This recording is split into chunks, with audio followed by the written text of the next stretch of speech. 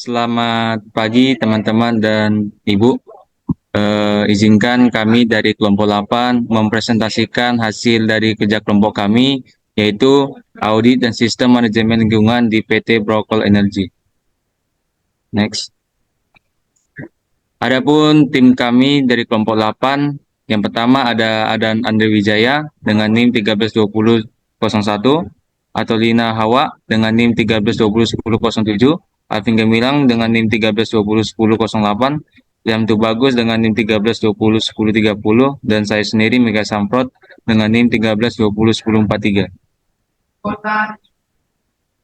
Adapun outline kami pada presentasi kami kali ini ialah yang pertama ada pengenalan perusahaan, yang kedua ada pendahuluan, ketiga ada pembahasan, dan yang terakhir ada kesimpulan. Yang pertama perkenalan perusahaan, yaitu PT Brokol sendiri sudah berdiri sejak tahun 1983 di Brau, Kabupaten Brau, Kalimantan Timur, dengan luas konsesi wilayahnya sebesar 118.400 hektar dan memiliki 3 area pertambangan, yaitu Dilati, Binungan, dan Sambarata, dengan kapasitas produksi yang terus meningkat dan ditargetkan hingga 30 juta mikroton per tahun.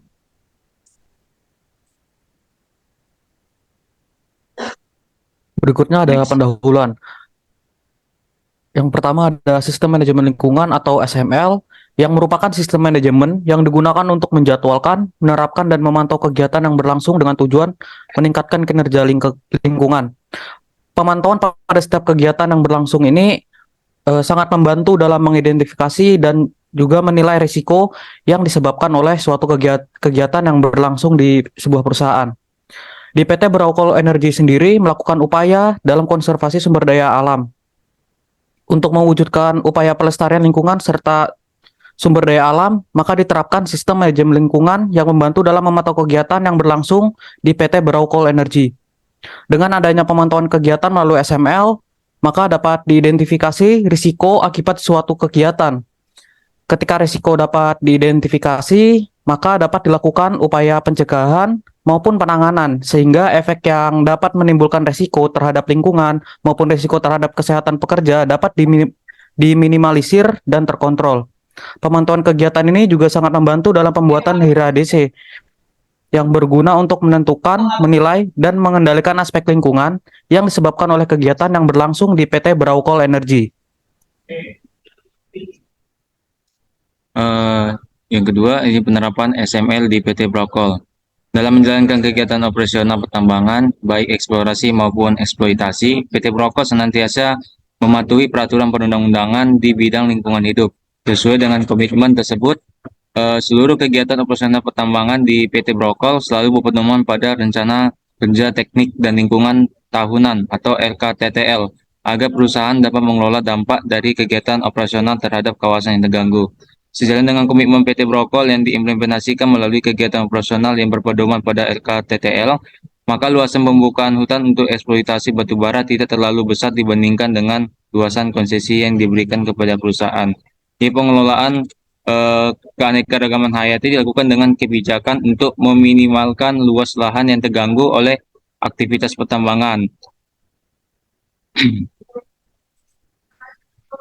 Baik, selanjutnya merupakan kebijakan lingkungan di mana di sini kami sesuaikan dengan ISO 14001/2015, di mana manajemen puncak harus menetapkan dan menerapkan dan memelihara kebijakan lingkungan dalam lingkup yang telah ditetapkan. Dari sini terdapat beberapa kebijakan lingkungan yang telah ditetapkan oleh PT Brokol Energy. Yang pertama, upaya konservasi sumber daya alam dan keanekaragaman hayati. Kedua, melakukan pengendalian terhadap dampak dan risiko terhadap lingkungan hidup sesuai waktu dan target yang telah ditentukan. Melakukan kerjasama atau pembinaan ke seluruh kontraktor dan pemasok guna untuk meningkatkan kinerja lingkungan hidup di seluruh operasinya. Yang keempat, memfasilitasi penggunaan bahan atau material yang ramah lingkungan. Yang kelima atau yang terakhir, berupaya mengurangi timbulan limbah cair, emisi udara, limbah padat, serta limbah B3 mulai dari sumber hingga titik keluar. Next.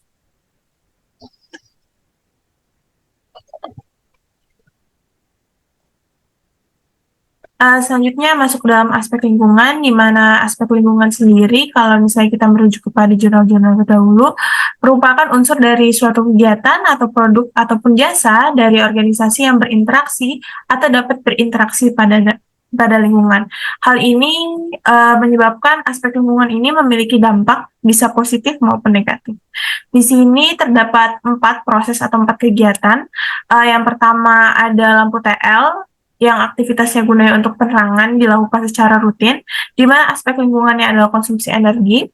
Yang kedua ada off-highway dump truck OHT 785, di mana aktivitasnya adalah hauling batubara dan overburden, yang mana dilakukan secara rutin, yang memiliki aspek lingkungan emisi udara, kebisingan, kontaminasi tanah, dan konsumsi energi, dan juga ada perlakuan maintenance di mana dilakukan secara non-rutin, di mana terjadi kontaminasi tanah.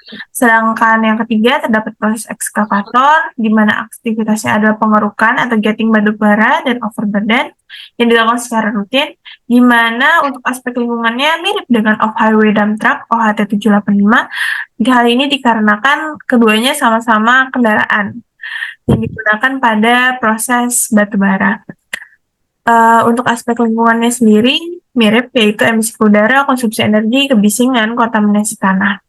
Untuk maintenance-nya, karena maintenance kendaraan sama, maka dilakukan secara non-rutin dan juga aspek lingkungan adalah kontaminasi tanah. Dan yang keempat adalah bulldozer, yang mana dilakukan pada aktivitas stripping, dilakukan secara rutin.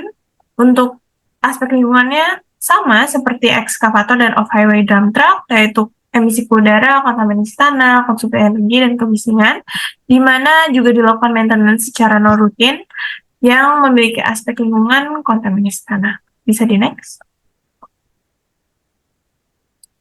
Selanjutnya terdapat memantau dan pengukuran, di mana terdapat beberapa kegiatan dalam proses produksi batu bara yang memiliki dampak terhadap lingkungan secara langsung maupun tidak langsung. Oleh karena itu, dilakukan pemantauan. Nah, untuk kegiatan yang pertama, itu adalah kegiatan penggunaan lampu TL, di mana pemantauannya kita dapat melakukan dengan EMS atau Energy Monitoring System dengan pengukuran yang tepat, yaitu pengukuran sesuai dengan SNI 6197/2020, yaitu konservasi energi pada sistem pencahayaan.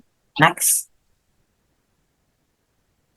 Untuk kendaraan, dikarenakan aspek lingkungan yang sama, jadi kami ambil salah satu contoh, yaitu off-highway dump truck dalam kegiatan hauling batubara dan overburden, di mana yang pertama terdapat pemantauan emisi, di mana pemantauan emisi ini dapat dilakukan dengan meletakkan alat penghitung emisi ataupun alat filter di bagian knalpot kendaraan agar meminimalisir terjadinya pencemaran udara.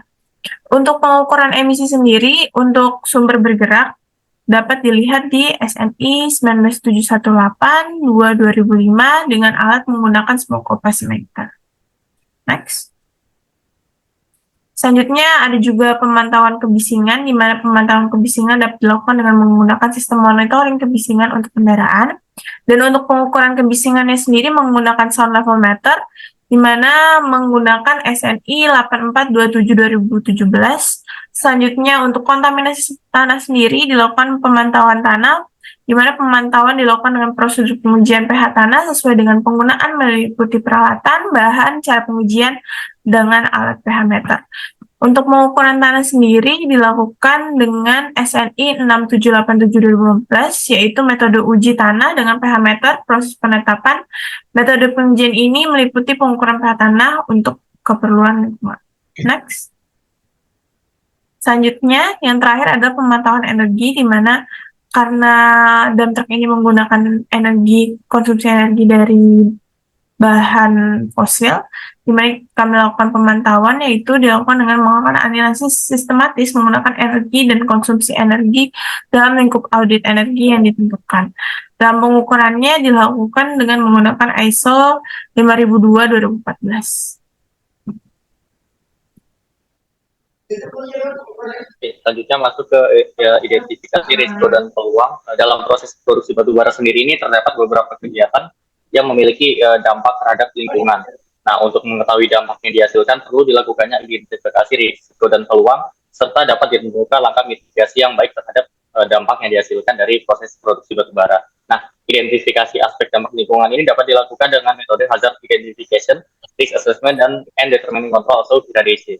KIRA DC ini sendiri digunakan untuk mengidentifikasi potensi bahaya, mengevaluasi risiko yang terkait dengan bahaya tersebut, kemudian melakukan penilaian risiko dan penentuan kontrol atau mitigasi dari risiko yang dihasilkan sehingga risiko yang dihasilkan dapat dikurangi nilainya. Saja di sini ada risk assessment matrix yang digunakan oleh PT Braucol Energy untuk menilai dan mengevaluasi risiko yang dihasilkan. Di mana matriks ini merupakan hasil perkalian dari kemungkinan atau probability dan keparahan dan atau severity. Jadi next. Selanjutnya, adapun KIRA DC yang dilakukan untuk mengidentifikasi aspek dampak lingkungan di PT Braucol Energy. Yang pertama sendiri ada proses tower light energy. Di sini ada penggunaan tower light untuk penerangan, di mana aspek lingkungannya terdapat penggunaan neon bekas yang bisa mencemari tanah, kemudian konsumsi energi dengan risiko penggunaan sumber daya energi, kemudian ceceran solar yang memiliki risiko pencemaran air dan tanah, dan aspek lingkungan terakhir yaitu emisi udara yang menyebabkan pencemaran udara ambien. Di sini untuk penggunaan neon bekas sendiri dalam operasionalnya untuk emergensi, kemudian konsumsi energi ini dalam keadaan normal, ceceran solarnya dalam keadaan abnormal, dan emisi udaranya dalam keadaan normal. Di sini juga ada beberapa pemenuhan kewajiban sesuai dengan undang-undang yang berlaku seperti Permen LHK nomor 6 tahun 2021, PP 33 tahun 2023, dan PP 22 tahun 2021. Jadi next. Ya, selanjutnya ada kegiatan yang kedua yaitu off-highway dump track atau OHT 785. Di sini ada aktivitasnya yang pertama hauling batu bara yang dilakukan secara rutin dan maintenance juga rutin. Aspek lingkungan yang dikaji di sini adalah emisi udara yang bisa menyebabkan pencemaran udara ambien, kebisingan yang menyebabkan kebisingan, kebocoran solar dan atau pelumas yang menyebabkan pencemaran air dan tanah. Selanjutnya ada konsumsi energi yaitu menyebabkan penurunan SDA, dan terakhir di kegiatan maintenance menyebabkan kontaminasi tanah yang menyebabkan penyebaran tanah. Di sini untuk pemenuhan kewajibannya sesuai undang-undang kurang lebih sama, terdapat PP 22 tahun 2021, Permen LH nomor 48 tahun 96, kemudian ada PP nomor 33 tahun 2023, dan Permen LHK nomor 6 tahun 2021. Jadi next. Selanjutnya ada di sini proses penggunaan alat berat lainnya yaitu ekskavator untuk aktivitas coal jetting dan sama maintenance. Di sini kegiatan yang dilakukan adalah rutin. Pertama ada aspek lingkungan yang dikaji yaitu emisi udara yang menyebabkan pencemaran udara ambien, kebisingan, kebocoran solar dan atau pelumas, konsumsi energi, dan kontaminasi tanah. Di sini juga terdapat beberapa pemenuhan kewajiban sama seperti OHT sebelumnya dengan operasional di normal untuk emisi udara, kebisingan juga normal, kebocoran ini abnormal, konsumsi energi normal, dan kontaminasi tanah normal. Next. Selanjutnya terakhir untuk alat berat lainnya yaitu bulldozer kurang lebih sama.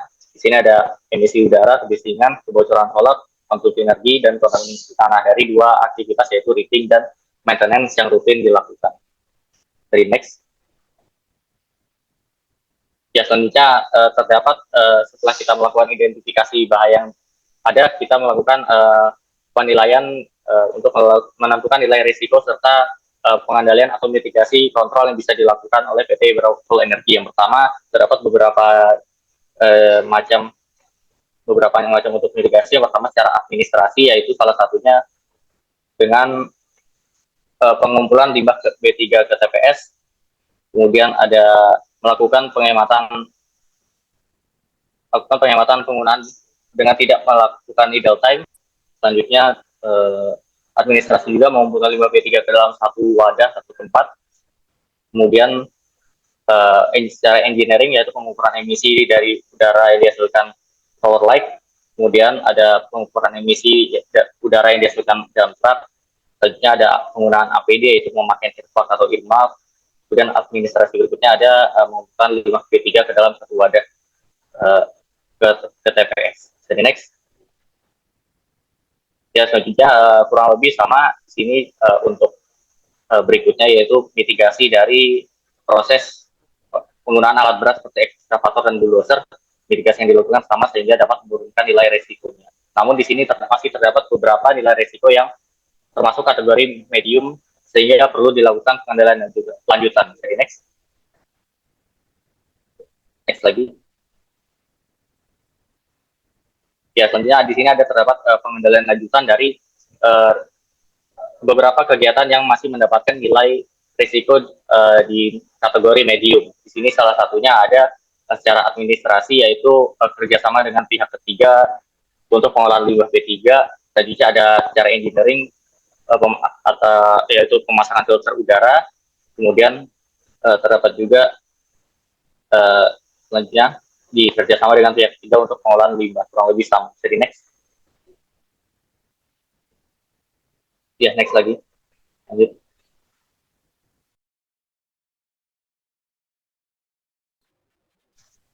Oke, yang terakhir ada kesimpulan.